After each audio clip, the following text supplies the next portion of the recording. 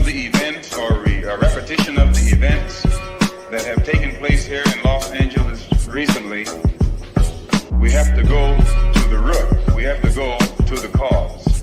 Dealing with the condition itself is not enough. Dear Mr. Massa, I'm just trying to mind my own business. What's the matter? It's just another day, another black king captured. I'm about to lose my brain, stuck inside this ghetto rapture. I got a lot of smoke. If you want it, you can have it. They want a hat trick, but this is black girl magic. Ain't talking about the kind that'll make you disappear, but I'm talking about the power of the melanin within. Ain't looking for trouble, but I'ma say this one time. I put two dukes up if you try to touch mine. We still want justice for Samir and Trayvon. You say you don't see color, but racism ain't blind. They targeting little kids whose skin look just like mine. So I'm paranoid, it's a war zone outside. And I'm a black queen, so if you ask me to step out of my car, you gon' have to snatch me. Cause I ain't going no damn well. Had to spend my whole life living unfair. Ancestors got my back and they right here. You can never understand, it's a nightmare. Living in my black shoes by the black rules. You can keep your handshake, I don't dap coons. The white man that go nuts if he can't shoot. But you all on his side like a damn fool. Make it make sense. We are oppressed. Queen. We are exploited. We are downtrodden. Make it make We are sense. denied not only civil rights, but even human rights. Ahmadiyyah. So the only way we're going to get some of this Ahmadiyyah. oppression and exploitation Queen. away from us or aside from us is come together Queen. against the common enemy. Who taught you to hate the texture of your Ahmadiyyah. hair? Who taught you to hate the color of your skin? Ahmadiyyah. Parents, pay attention to the books, the school system, even to your little children. Lies mixed with wisdom. His skin too bright, so he was blind to the prison. My skin just right, so I collide with division. You trying to pray to God, but we tired of religion. No savior saving, we got to save our savings. We used to pay miss, how we gon' make the slave rich? But who's to blame, and tell me why you complaining? We need a team effort just to rule the nation. Like a bad relationship, missing communication. We missing moderation. They're trying to get a poison to my population. No reparations. I'm getting tired of Satan. We are oppressed. Queen. I'm getting tired of waiting. We are downtrodden. Queen. We are denied not only civil rights, but even human rights. Ahmadiyyah. So the only way we're going to get some of this Ahmadiyyah. oppression and exploitation. Queen. All right. Hello, everyone. Grand Rising. Thanks for tuning back in once again to the original Queen Ahmadiyyah Shakur show. I'm your host, Queen Ahmadiyyah Shakur, and this is your Saturday Vitamins. So as you're coming in, please feel free to go ahead and subscribe to the channel if you haven't done so already. Be sure to click that notification bell and click the word all so you're notified each time the Queen Goddess goes live. All right, let's get those likes up. Now, before we get started, let's have a brief word from my sponsor at 12 Tribes. Do not buy 12 Tribes on Earth hair growth oil and hair magic elixir unless you want super healthy, gorgeous hair that grows. They have a whole line of amazing hair growth products, including hair growth leave-in conditioner spray, hair growth shampoo, hair growth spray, and hair growth butter. I'm starting to sense a theme here.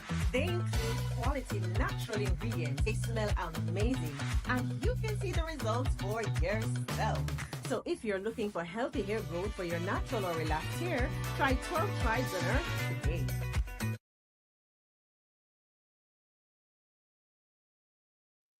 Okay, so don't forget you can purchase 12 Tribes hair oil at Etsy.com. Just look for Lisa Crafts. You can also find it at Walmart.com.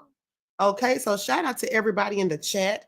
I see you, Nessie X, Nessa G, Buckhorse DC, Most Hated Bronze Flat Power God, Joanne Holloway is in the house. All right, let's get into it. Kane is here. Okay, OG Patrice. All right, 504 Nola, Easy 7700. All right, G from the land is here. Desmond. Shout out to my moderators for putting in work. Okay, let's get into it. That Crazy Beach Aries. Ursula is here. All right, can I say something? All right, Tito from Congo. All right, shout out to you. Okay, so let's get it started. Hey, we the people. And so let's get it started, beloveds. Everybody hit that like button. Don't forget to like and share. Also, do yourself a favor and double check to make sure that you're still subscribed, especially if you have not been receiving your notifications.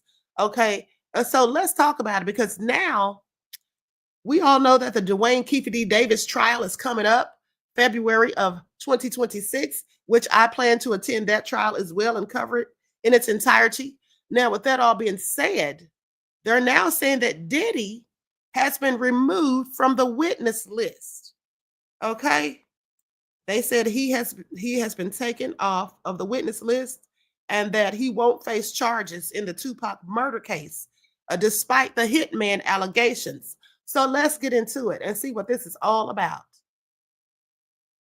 Sean Diddy Combs will not face criminal charges in the 1996 murder of Tupac Shakur, despite repeated allegations from the main suspect that the music mogul ordered the hit for $1 million.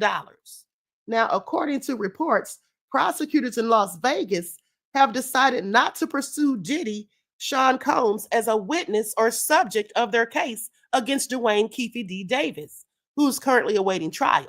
Investigators reportedly struggled to find any corroborating evidence to support Davis's claims that Diddy, in fact, financed the murder, according to sources close to the case. Okay, so do you all hear this? Do you all hear this? This man has told so many lies and changed the story so much, they just can't put any credence in anything that he said. So, lack of evidence undermines allegations, they say. Although taped police interviews with Davis were submitted as evidence, including one where he said Diddy told him, "Man, I want to get rid of those dudes," referring to Tupac and Suge Knight, of course. But prosecutors say they lack definitive proof that the conversation ever even took place. Okay, now Davis, who has pleaded not guilty, has claimed in multiple interviews since 2008 that Combs offered him $1 million to carry out the killing. Now, in one statement to Los Angeles police, Davis said the Bad Boy Records founder was scared of the dude, period, referring to Knight, and added that, "We will wipe their ass out quick. It is nothing." He also claimed that Combs initiated the $1 million figure. Now, even with those claims, no physical evidence has surfaced that links Davis to the drive-by shooting on the Las Vegas Strip. Okay, according to Clark County officials. Attempts to obtain surveillance footage, hotel records, and financial transactions from 1995 have also turned up empty, and no murder weapon has been recovered. Now, why is that important? Well, I'm so glad you asked. You see, here's the thing. Dwayne Keefe D. Davis told Detective Greg Kading years ago that Diddy offered $1 million and that, in fact, Zip ran off with the money. Okay? Now, the first thing I thought was, if Zip ran off with Diddy's money, you mean Diddy didn't retaliate? He didn't do anything about that? I found that interesting. But also, they say there's no paper trail. There's no financial transactions record showing that $1 million was removed from Diddy's bank accounts and then given to somebody, okay, around this time. So that's very interesting because $1 million doesn't just appear out of thin air. Okay, there has to be a paper trail somewhere. Okay, Measure Man says Gene Deal everywhere lying, trying to backtrack. Is he? I haven't listened to him lately, beloved. Now, with that all being said, they said there also was no weapon recovered. Keefe D's attorney, Carl Arnold, maintains there is zero proof that his client was even in Las Vegas on the night Tupac was shot. Arnold argues that Davis fabricated the story simply to gain media attention, stating his confessions were for fame and fortune. Now, I find this all so interesting. Okay, now there's a post on X that says, according to a court document, P. Diddy allegedly provided $1 million for the assassination of Tupac. Okay, this was posted July the 24th of 2024. It says at Sophie Rain Forum. Now, prosecutors shift focus away from Combs. Diddy was found guilty in New York last month on 2 of 8 charges, including conspiring to transport women for the purpose of prostitution, but was acquitted on trafficking and racketeering. Now, legal insiders are saying that the acquittal factored in the prosecutor's decision to drop attempts to connect him to the Tupac case. Now, why do you all think that is? Why do you all think the fact that Diddy was was able to be acquitted of the RICO and S trafficking, that factored into the prosecutors in Dwayne Keefe D. Davis's trial not wanting to bring Diddy in as a witness or even bring up the fact, because they said they're not even going to mention the fact that it was alleged that he paid $1 million for the hits. Why do you all think that is? Okay, why do you all think that is? Well, it's likely because without the RICO, which would have established and proven that Diddy had a criminal enterprise, that would have likely helped their case. Okay? That would have likely helped their case because a criminal enterprise, well, we know that these mobster or mafia type organizations often engage in hits being ordered on people. So maybe that's why they decided to change course. Now, a source revealed to the outlet that the subject of meeting Jennifer Lopez or even Cassie Ventura was out there, but it was deemed unlikely that they would speak on this matter or even be useful in a criminal case.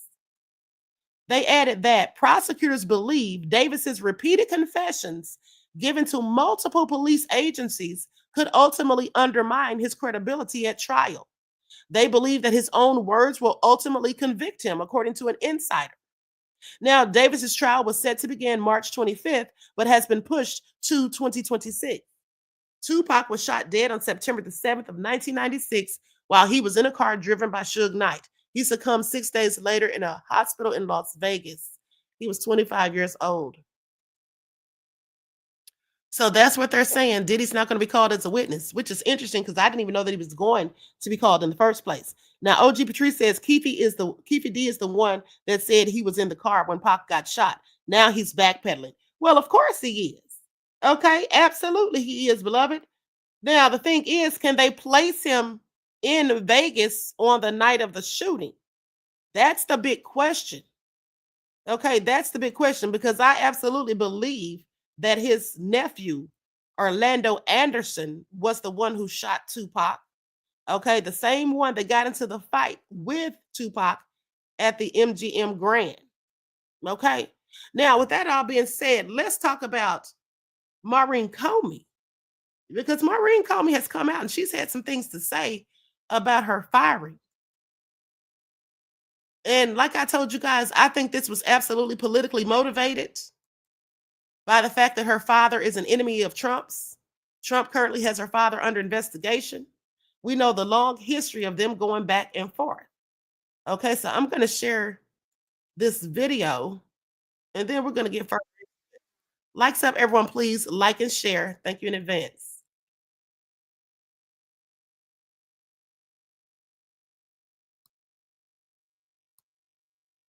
Without warning or cause, fired the top federal prosecutor in the Sean Diddy Combs case and one who assisted in the prosecution of Jeffrey Epstein and his accomplice, Ghislaine Maxwell. Maurene Comey is also the daughter of former FBI Director James Comey. She worked in the powerful Southern District of New York Prosecutor's Office for nearly a decade. Scott McFarland joins me here at the family table. Scott, I want to play you some sound from across the cultural landscape of America, indicating how deeply and how widespread the conversation, lots of different angles to it, about Jeffrey Epstein is. Let's listen. There was supposed to be an Epstein joke here, but as it got deleted. Must have probably deleted itself, right? Why does our government think we are dumb? Okay, the reality is there's probably a lot of powerful people on the Epstein list. We are going to try to get to the bottom of what's knowable. Now that they're telling us there's no there there. I mean, for me, that's just a red cape in front of a bull.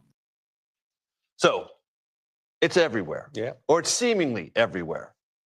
Talk to us about who Maurene Comey is, what she said about her firing, and whatever connective tissue exists with the Epstein prosecution and Ghislaine Maxwell. There's a lot one can say about the firing of Maurene Comey, but the timing is quite something, Major, because if the administration's trying to take the oxygen out of this Epstein issue and Epstein controversy, firing an Epstein prosecutor at this moment doesn't do the trick. She was part of the prosecution team against Jeffrey Epstein and Ms. Maxwell, but also was on the Sean Diddy Combs case. Obviously, her last name stands out. She is a Comey. She is the daughter of James Comey, who was fired famously by the president in 2017 and with whom the president has quite a relationship right now.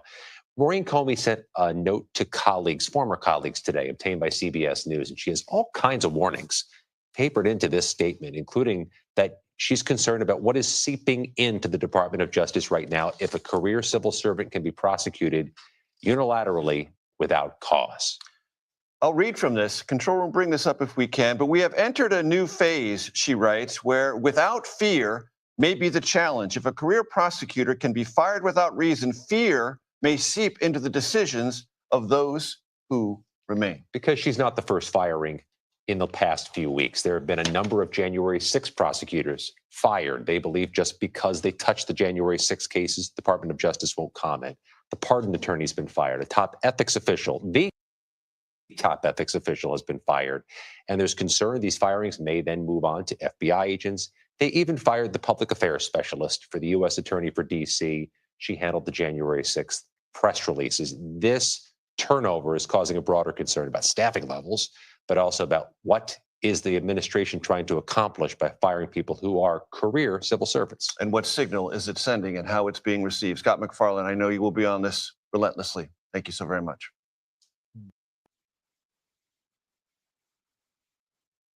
Okay, so you all heard that. Now I'm going to read her entire letter that she wrote in response to her firing. Okay, so let's get into it. Everyone, please hit the like button. Thank you in advance. Now, in firing Maurene Comey, Trump's Justice Department is hardly doing justice, they say. It's hard not to see her departure as either punishment for being James Comey's daughter or the scapegoat of a vocal advocate for sexual abuse victims. Okay, now I want you all to pay attention because I absolutely told you all that I feel like Trump would do something to this woman because of the fact that she was James Comey's daughter. We know how Trump is vindictive and how he gets back at his political rivals. We know that he is so petty, okay? And he also abuses power, in my opinion, just as Maurene Comey said. Federal prosecutor Maurene Comey, the daughter of former FBI Director James Comey, was fired by the Justice Department yesterday. It's unclear why she was let go, but sources familiar with the matter tell NBC News the U.S. Attorney's Office for the Southern District of New York cited Article 2 of the Constitution, which establishes the executive power of the president. Comey prosecuted Sean Diddy Combs during his sex trafficking trial this year and played a role in the prosecution of convicted sex offender Jeffrey Epstein and of his co-conspirator, Ghislaine Maxwell. Recently, Comey had become the target of renewed attacks by influencers in Trump's right-wing base who are raising concerns over the Trump administration's handling of the Epstein case. This also comes as the DOJ has launched a criminal investigation into Maurene's father, James Comey. Joining us now with new reporting on this development is New York Times investigative reporter Michael Schmidt. Michael, there's a lot to work with there. What happened as far as you can tell? Oh, we don't really know what happened. We know that Maurene Comey had been one of the lead prosecutors on the Puffy Combs case. That result had happened about a couple of weeks ago.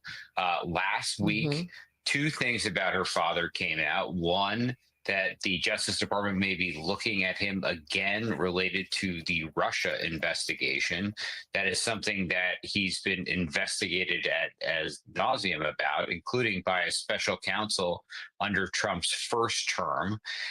We also learned last week, we reported that in the day after Comey had posted a photo on Instagram that the Secret Service had investigated as a potential threat to the president, Comey himself and his wife were followed by the Secret Service, both through physical surveillance as they drove home from vacation, but also they tracked his phone. And here you have her being fired amid this huge firestorm that has engulfed the Trump administration about the Epstein case.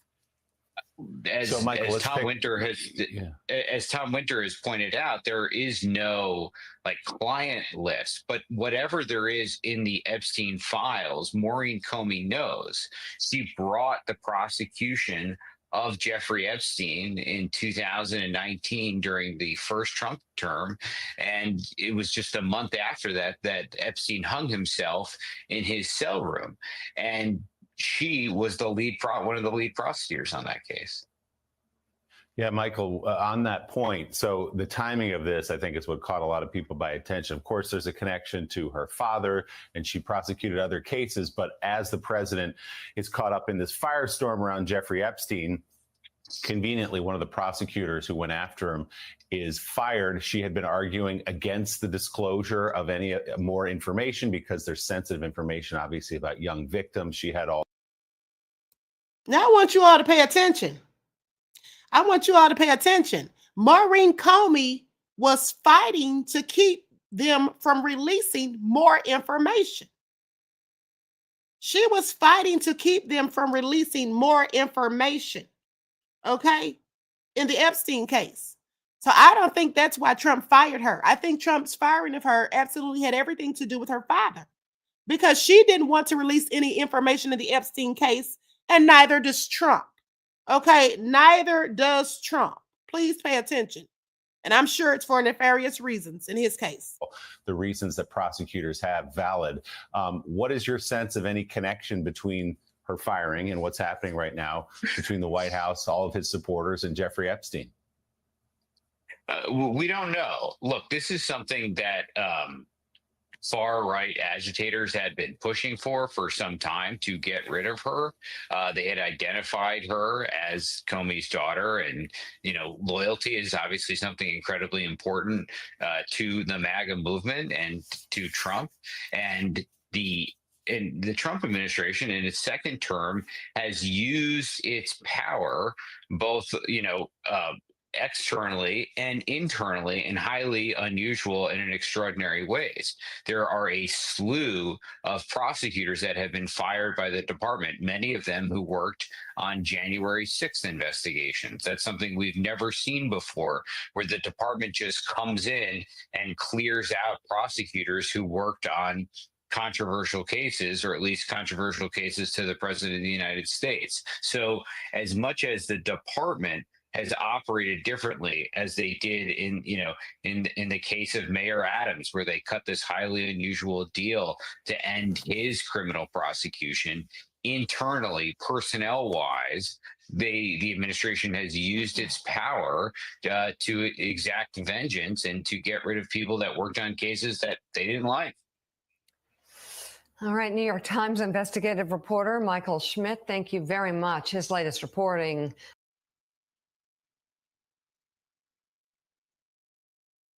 So you all heard that, okay? So they're saying that she didn't want to release any further information on the Epstein case either, which leads me to think that more so, that sounds like she's in agreement with Trump, whether she likes him or not. Now, here is the letter. I'm going to read the entirety of the letter that she wrote. Epstein, Diddy prosecutor Maurene Comey speaks out after firing. She says, fear is the tool of a tyrant. The daughter of James Comey worries that the Justice Department giving her the boot without reason will thwart independent prosecutions. Maurene Comey, the daughter of former FBI Director James Comey, has warned former Justice Department colleagues against harm or against alarm after her sudden dismissal without cause. Here's what she had to say. I was summarily fired via memo from Maine Justice that did not give a reason for my termination. This is what she said in a statement.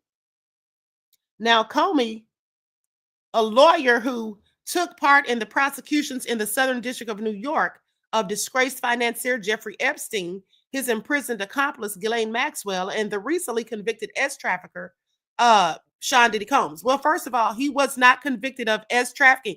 I want you all to pay attention to how they paint narratives. You all hear this? Recently convicted S-trafficker? No. He was not convicted of that. Okay, he was convicted of Mann Act violations. Now, with that all being said, she wrote, the Department of Justice employees were always told to pursue prosecutions without fear or favor. But without naming U.S. President Donald Trump, who oversees the DOJ, Comey said that her firing without apparent cause represented an abuse of power meant to thwart independent prosecutions, saying that if a career prosecutor can be fired without reason, fear may seep into the decisions of those who remain. Do not let that happen. Fear is the tool of a tyrant wielded to suppress independent thought. Now, here's the full statement. Yesterday was unexpectedly my last day in office. I was summarily fired via memo from Main Justice that did not give a reason for my termination. Every person lucky enough to work in this office constantly hears 4 words to describe their ethos: without fear or favor. Do the right thing, the right way, for the right reasons, without fear of retribution and without fear to the powerful. For the majority of my nearly 10 years at SDNY, fear was never really conceivable. We don't fear bad press. We have the luxury of exceptional security keeping us physically safe. And so long as we did our work with integrity, we would get to keep serving the public in this office. Our focus was really on acting without favor. That is, making sure people with access, money, and power were not being treated differently than anyone else, and making sure this office remains separate from politics and focused only on the facts and the law. But we have entered a new phase where without fear may be the challenge. Okay, if a career prosecutor can be fired without reason, fear may seep into the decisions of those who remain. Do not let that happen. Fear is the tool of the tyrant wielded to suppress independent thought. Instead of fear, let this moment fuel the fire that already burns at the heart of this place, a fire of righteous indignation at abuses of power, of commitment to seek justice for victims, of dedication to truth above all else. It has been an honor to fight for those principles by your side. Okay, so that's what she had to say. That's what she had to say. And she basically is saying, in a nutshell, that Trump is abusing his power. Okay, Nessa G says, sounds like Trump's own people are trying to expose him, rightfully so. Payo Bunyan says, bye, Bigfoot Maurene. I know that's right. She's out of there. Okay, she is out of there. Now, meanwhile, Trump is out here trying to sue the Wall Street Journal for $20 billion over the Epstein report. Remember that he said he was going to do this if they released the report, and now they've released it, and here's basically what's going on. Likes up, everyone. Please like and share. Trump is a whole mess, okay? I can't believe that this man made it back into the office again, okay? I absolutely cannot. But, you know, the same people that voted him in are now upset with him for not telling the truth. So they're finally figuring out that he's a liar who lies. Apparently so. Trump has filed a $20 billion lawsuit against the Wall Street Journal and conservative media giant Rupert Murdoch. The president now accusing the newspaper of libel after it published a story about a birthday letter Trump allegedly wrote to Jeffrey Epstein back in 2003. Trump denies ever writing the letter. But a spokesperson for the Wall Street Journal's parent company, Dow Jones, released a statement saying, "We have full confidence in the rigor and accuracy of our reporting and will vigorously defend against any lawsuit." Joining us now is CNN's chief media analyst, Brian Stelter. Brian, thank you so much for getting up early after a long day of reporting yesterday. Just break it down for us. How significant is it to have a sitting president suing a news outlet over a story? I have never found an example like this. There are lots of examples of President Trump threatening to sue news outlets, and there are some examples of him actually filing suit as a private citizen. But this is the first time that as a sitting president, he's actually going into a legal war with a media outlet. And of course, given the recent settlements by Paramount and Meta and ABC and other companies, there's a lot of speculation about what Rupert Murdoch will do in this case. There's a lot of questions about whether Trump is just trying to shake down the Wall Street Journal or pressure the Journal in some other ways. So we will see over time if this is a genuine, legitimate lawsuit with a real chance of winning, or if it's more of a PR stunt, because having covered Trump for years, I know that many of his lawsuits are in part publicity stunts in order to get attention. In this particular case, this is a defamation suit. And the first thing you learn in a media law class is that the bar for a public figure to prove defamation is set very high. It's way over my head. It's high on purpose because public figures, are out there in the public domain. And there's lots written about them. And that's the way that the Supreme Court believes it should work, as the precedent was set back in the 1960s. So speaking with First Amendment lawyers overnight, I have a sense from them, they believe this suit is pretty weak. As one of them said to me, quote, "Just screwing up even badly is not enough for defamation. And how could the president of the United States show $20 billion of damages?" There are some details about this lawsuit that seem absurd.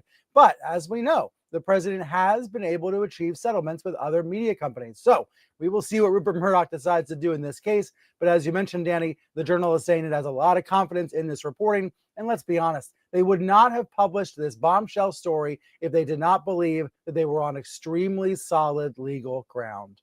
Yeah, and it seems other people also believe that this is not the last we've heard, perhaps, from the Wall Street Journal on this topic. Brian, in your latest piece, though, you wrote that the mere threat of this lawsuit, and then, of course, the follow-through, opened a new chapter in the operatic relationship between Trump and specifically Rupert Murdoch. Let me get your take on this. Is Rupert Murdoch one who is known to back down from a fight here? Not only does Rupert Murdoch love to fight, he's even fighting his own children. He was in court for the last 2 years trying to change the terms of their billion-dollar trust. He even went to war with his own kids. So that tells you something about Rupert Murdoch and his willingness to not only fight it out, but to try to stick it out for as long as he can. Look, these two men, it's like Godzilla versus King Kong. At the end of the day, Trump is just upset and mad because all this stuff has been exposed about him. Okay. And then yesterday, Ron Wyden detailed the investigation into Epstein's Treasury records and demanded that the DOJ release the files. Okay, let's go to that report. Likes up, everyone, please like and share. Terrion Lacey said, if he wrote it, the facts will come out. He wrote that BS. I never doodled, he says, liar. Exactly. Trump, that sounds exactly like that was written exactly the way Trump talks. Okay, so I absolutely believe that he wrote it. He's just a liar who lies. President Donald Trump has made some far-fetched statements over the last few months, but a stunner in the last few days was his claim that the Jeffrey Epstein matter was a hoax and a scam. Here is why the president is wrong. The figure at the center of this story was an ultra-rich, well-connected sex trafficker. He was a serial rapist of women and young girls. And for some reason, the Trump administration, that claimed they'd be the most transparent administration ever, turned on a dime. The president had run on a campaign with a promise to expose the Epstein files. Now he and the Attorney General, Pam Bondi, say, nope, nothing to investigate. When it comes to Epstein and sex trafficking, all these claims are just ludicrous. I want the American people to know that that's wrong. If you want to know why, just look at the latest report from our investigators that was discussed in the New York Times this morning. Now, somewhere in the Treasury Department, Mr. President, locked away in a cabinet drawer, is a big Epstein file that's full of actionable information. Follow the money details about its financing and operations that await investigation. Last year, the Biden administration allowed our investigators to look at portions of the file. We did that at the Treasury building. Here is what it says. Treasury's Epstein file details, Mr. President, 4,000 4,725 wire transfers. Let me repeat that. 4,725 wire transfers, adding up to nearly $1.1 billion flowing in and out of just one of Mr. Epstein's bank accounts. If you ask me, that is more than 4,000 potential lines of investigation right there. Hundreds of millions more flowed through other accounts. That's even a lot more to investigate. The file shows that Mr. Epstein used multiple Russian banks, which are now under sanctions, to process payments related to sex trafficking. A lot of the women and girls he targeted came from Russia, Belarus, Turkey, and elsewhere. Now I want you all to pay attention, because just the other day, they tried telling us that Jeffrey Epstein didn't make any profit from S trafficking. Well, of course he made a profit. That's why he was doing it. Okay? I mean, there is definitely a cover-up going on here. One shudders to think about the kinds of people who must have been involved in trafficking these women and young girls out of those companies and into the Epstein web of abuse. Again, these are all potential leads, Mr. President, the Department of Justice ought to be digging into. This is about years and years of international sex trafficking. None of this is a hoax. None of it is a scam. And I'd like to say I consider it insulting to the intelligence of the American people for the Trump administration to simply say there is nothing to investigate here. Now, when the Trump administration came in with a lot of fanfare about transparency and openness, I said, I'm going to follow up on that.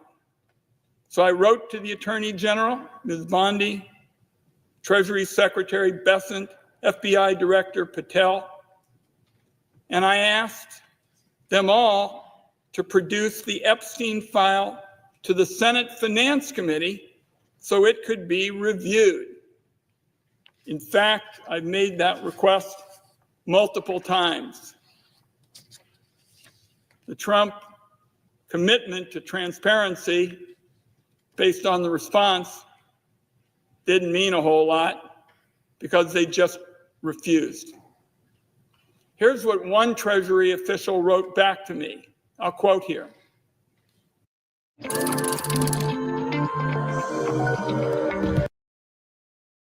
Poser. The dynamic document. The Department of Treasury has previously made documents available relating to the matter in response to your inquiries. Accordingly, we understand that you have the information you seek from the Treasury related to this request. We thank you for your attention to this important issue. Mr. President, for anybody who's familiar with how these discussions go in Washington, D.C., what I just read was code for the bureaucracy saying, you're asking for information, go pound sand. The Trump administration may be trying to close the books on the Epstein sex trafficking. But I want it understood as a senior member of the Senate Finance Committee, where we spend a lot of time looking at where substantial sums of money are going, particularly if they may be promoting wrongdoing and helping to evade taxes. We are going to stay on this fight to hold the wealthy individuals accountable for the harm that they clearly were involved in injuring the young women and others in this sex trafficking.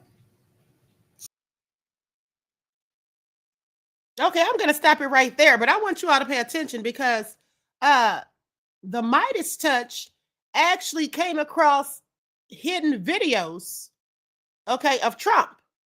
And they say old secrets have resurfaced. Okay, so I'm going to share that video. I'm going to add some music and put an overlay so I don't have any copyright issues. Okay, shout out to the Midas Touch because they stay going in on Trump. Okay, please pay attention.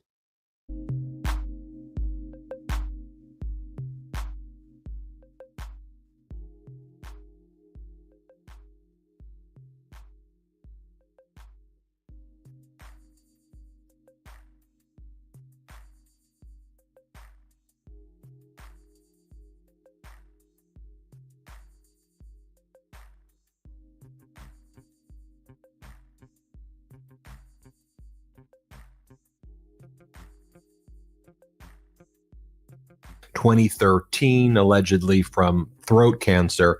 Casablancas had affairs, sexually assaulted 15-year-old girl, a 17-year-old girl. I'm going to go through Casablancas' background with you. We hear a lot about Trump's connections with Epstein. Donald Trump was also very close with this Casablancas guy who elite model agency was used to prey on underage girls as well. All right, so let me share this with you. You have Donald Trump at this 1991 beauty pageant. Here are some of the photos that we have. You see him right here. The little girls would come into the room, again, mostly underage.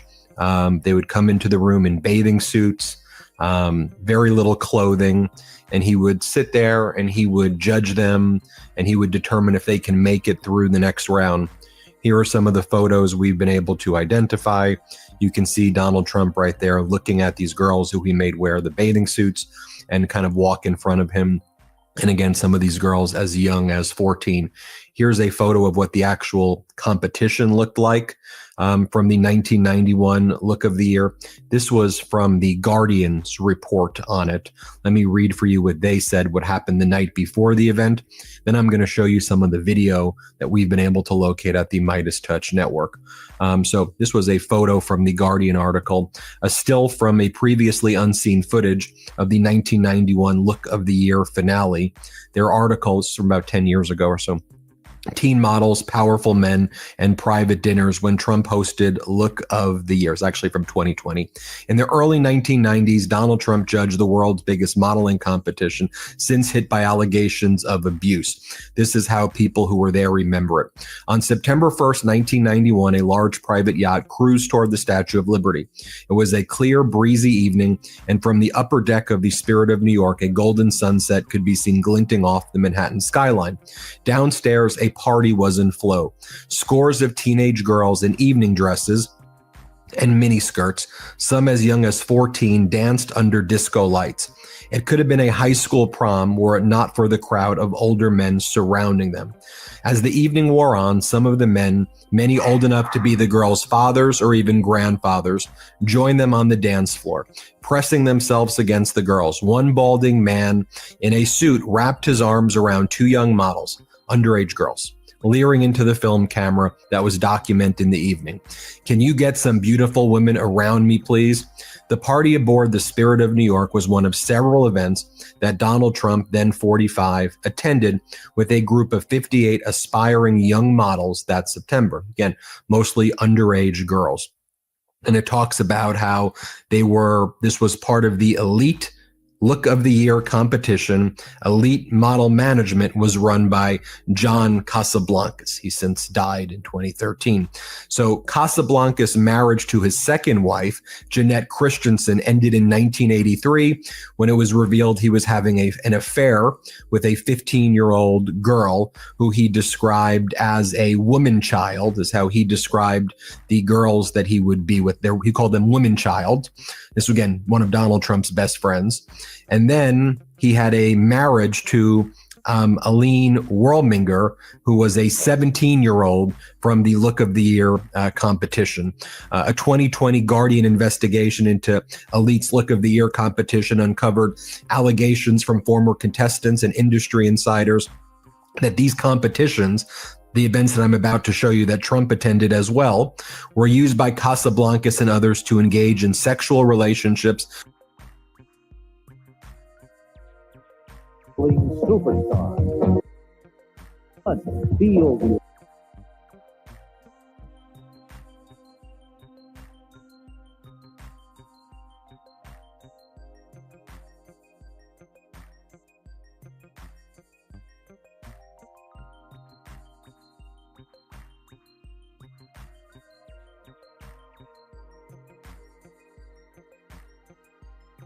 normal to see men in dressing rooms at pageants and the owner of the pageant? No. The director of the North Carolina, South Carolina, Louisiana, and Alabama pageants, it's very much a family atmosphere. She doesn't even go backstage when the girls are getting ready. Only the female chaperones are allowed backstage in the dressing room.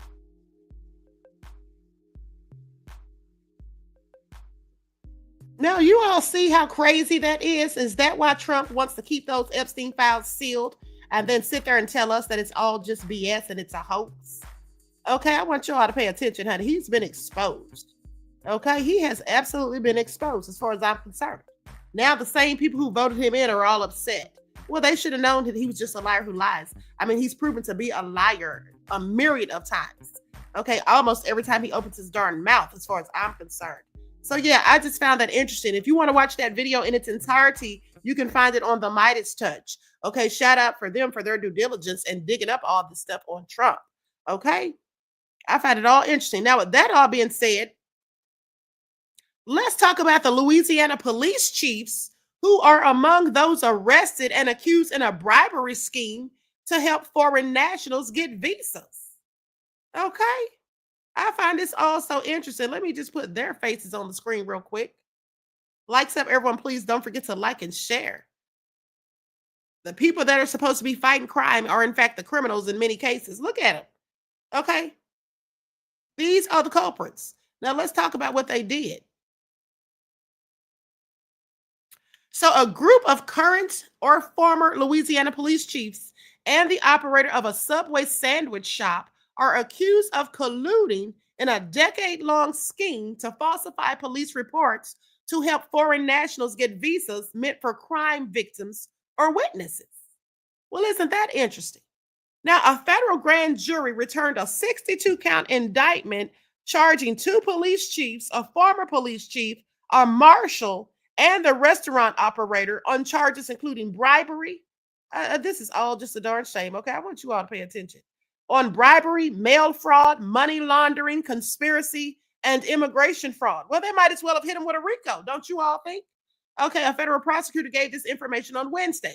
Now, the scheme focused on getting U visas, which allow foreign nationals without any official status in the U.S. to stay in the country in certain circumstances when they're victims of or witnesses to crimes. Acting U.S. Attorney Alexander Van Hook of the Western District of Louisiana gave this information. Now, you see, U visas are important in helping law enforcement solve cases, according to Van Hook. But the U.S. limits the number of U visas that can be issued, and fraudulent applications can prevent legitimate crime victims or witnesses from actually getting a visa. Now, the store operator supposedly paid $5,000 to officers to create these false police reports, claiming dozens of people were the victims of crimes, according to Van Hook. The collusion allegedly took place from December 2015 to July of 2025, according to the prosecutor's office. Isn't that something? Okay, going on for a whole decade. Now, the defendants and charges include Subway sandwich store operator Chandrakant Lala Patel of Oakdale, Louisiana, who's charged with bribery, mail fraud, money laundering, and conspiracy to commit visa fraud. Oakdale Police Chief Chad Doyle, who is charged with visa fraud, mail fraud, money laundering, and conspiracy to commit visa fraud. Michael Freck Slaney, a marshal in Oakdale, who's charged with visa fraud, mail fraud, money laundering, and conspiracy to commit visa fraud. Police Chief Glenn Dixon of Forest Hill, Louisiana, who is charged with visa fraud, mail fraud, money laundering, and conspiracy to commit visa fraud. And then you have Thibault Aniche, a former police chief of Glenmora, Louisiana, who is charged with visa fraud, mail fraud, and conspiracy to commit visa fraud. Now, mind you, if convicted, these defendants each face up to 5 years in prison on the conspiracy charge, then up to 10 years on the visa fraud charges, and up to 20 years on the mail fraud charge. If convicted of bribery, Patel faces up to 10 years in prison. In addition, they could be ordered to pay a fine up to $250,000 on each count, according to the prosecutor's office. Now, CNN has reached out to the attorneys of the defendants for comment, although it has not been immediately clear if Patel has even retained an attorney. Now, attorneys for Doyle and Slaney declined to comment. An attorney representing Onisha said his client has pleaded not guilty to the charges, adding that he is a 15-year U.S. Army veteran. Okay, so what's that supposed to do? Okay, thank you for your service for the country, sir, but you're a whole criminal at this point. Okay, are we supposed to just look past the fact that he's out here committing all these crimes, federal crimes, mind you, because he is an Army veteran? Yeah, I don't think so.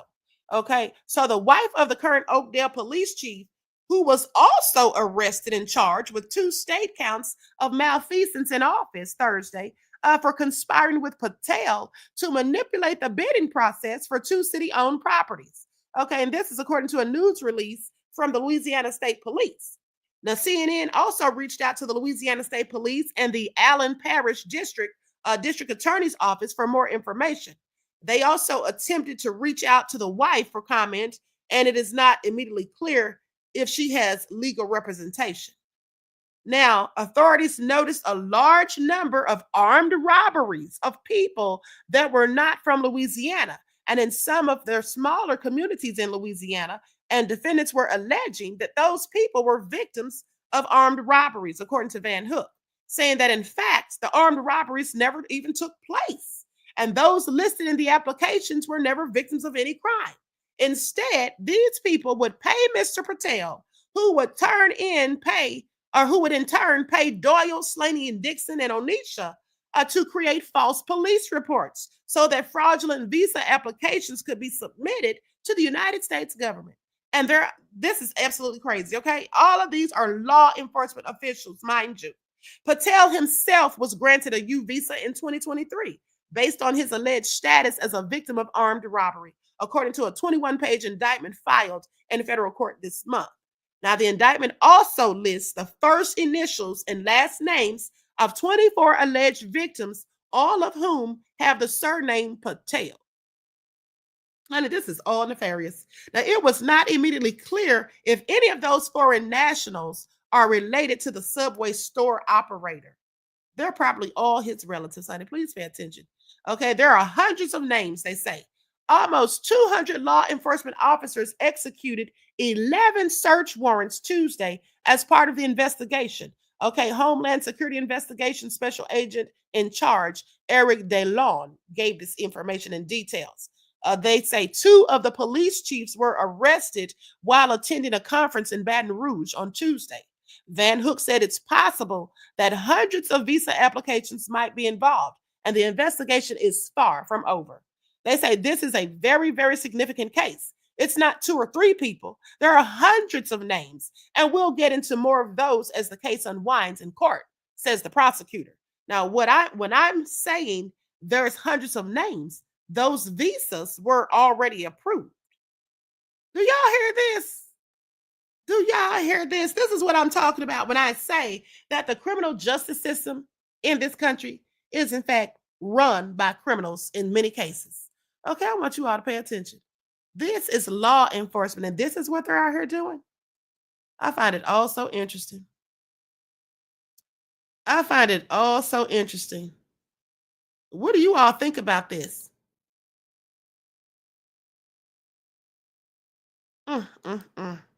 So, Kaylee Pierre says too many seems like. Absolutely. Okay, Jeff ATL says, I bet some of them illegal immigrants Patel been getting applications for were other Indians. Of course. And most likely his own relatives, as I said. This is all crazy, honey. But anyway, with that all being said, I'm going to conclude this broadcast. You all be sure to like and share, subscribe to the channel if you haven't done so already. Be sure to click that notification bell and click the word all so you're notified each time the Queen Goddess goes live. Honey, this is all crazy. Okay, Mel said it's so bad. It absolutely is. Okay, it absolutely is. And while all of this is going on, the president's going around here being corrupt himself, as far as I'm concerned. This is my opinion, mind you. Okay, trying to cover up his involvement with Epstein. Okay, acting like him and this man weren't good friends for decades. Okay, and then lying about the letter that I'm pretty sure he wrote, that birthday note. And then now he wants to sue people for exposing the truth, firing people connected to January 6th prosecutions. I mean, getting rid of Maurene Comey. Not that I mind her being gone, but getting rid of her because he doesn't like her father. Okay, all kinds of crazy stuff going on, honey. This is all a hot mess at the end of the day. I thought Trump was going to be fixing our economy. Isn't that what he promised? I thought he was going to be draining the swamp, but it looks like he's knee deep in the damn swamp, as far as I'm concerned. Okay, so anyway, with that all been said, everyone, please like and share, subscribe to the channel if you haven't done so already. Be sure to click the notification bell and click the word all. And I hope you all enjoy the rest of this beautiful day. All right, Clementine says, thank you for the current events. Get a chance. Look at baby Frankie, Cassie, and baby Love. I'm out. Oh, okay. I sure will. I sure will, beloved. Okay, so with that all been said, listen, I hope you all enjoy the rest of this beautiful day. Each one teach one. That's how we grow and thrive. Do something productive, constructive, but never destructive. And always remember, beloveds, to keep the Most High first in your lives and enjoy your strong end, not the weekend, leaving you in a weakened state of mind. Until next time, peace.